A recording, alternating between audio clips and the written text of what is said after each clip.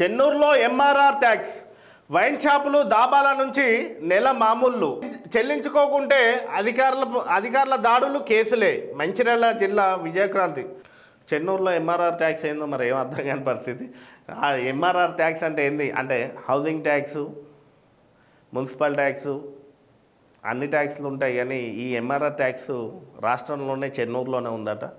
వాస్తవమే, చెన్నూరులో ఏది చేయాలన్నా ఆ ఎంఆర్ఆర్ ట్యాక్స్ చెల్లించాలట. ఇక మరి ఎంఆర్ఆర్ ట్యాక్స్ని చెల్లించకపోతే కేసులే. ఎంఆర్ఆర్ ట్యాక్స్కు వ్యతిరేకంగా పనిచేసిన కేసులే. ఎంఆర్ఆర్ పేరు మీద ప్రస్తావన తీసిన కేసులే. ఎంఆర్ఆర్ అంటేనే చెన్నూరు ప్రజలకు హడలు. ఎంఆర్ఆర్ని కాదని ఎంఆర్ఆర్ ముందు నుండి కనీసం నమస్తే పెట్టకుండా పోయినా కూడా చెన్నూరులో పరిశాన్ కావాల్సిందే.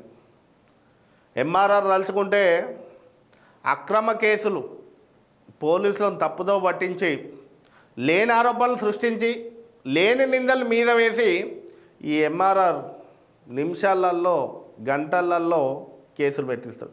తనకు సంబంధించిన అనుచరులు ఏదైనా తప్పు చేసి కేసులో ఇరుక్కుంటే ఆ అనుచరుని ఇరిపించడానికి కూడా ఎంతటి వారినైనా బ్లాక్మెయిల్ చేస్తాడు.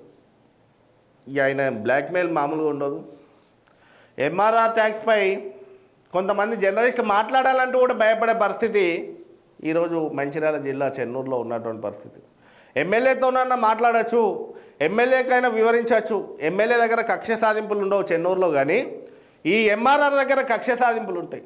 ట్యాక్సులు ఉంటాయి, బెదిరింపులు ఉంటాడు, భయభ్రాంతులకు గురి చేస్తాడు, లేదంటే నిమిషాలలో కేసులు నమోదు చేపిస్తాడు.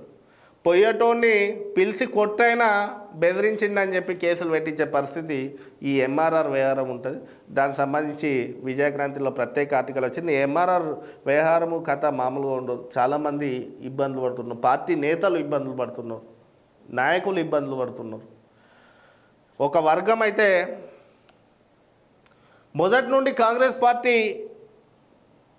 అధికారంలో లేనప్పటి నుండి ఆ 10 సంవత్సరాల పార్టీ కోసం కష్టపడిన నాయకత్వం అంతా కూడా ఈ ఎంఆర్ఆర్ ట్యాక్స్తో తీవ్రంగా ఇబ్బంది పడుతున్నారు. ప్రజలలో కూడా వ్యతిరేకత వస్తుంది. ఎమ్మెల్యే సరిదిద్దుదామన్నా కూడా ఈ ట్యాక్స్ను సరిదిద్దే పరిస్థితులలో ఎమ్మెల్యే ఉండలేడు. అవసరమైతే ఎంఆర్ఆర్ వాళ్ళే, ఆ ఎంఆర్ఆర్ కంపెనీ ఎమ్మెల్యేకి అల్టిమేటం ఇస్తుంది తప్ప ఎమ్మెల్యే చెప్పిన మాట ఆ ఎంఆర్ఆర్ కంపెనీ సభ్యులు వినే పరిస్థితి ఉండదు.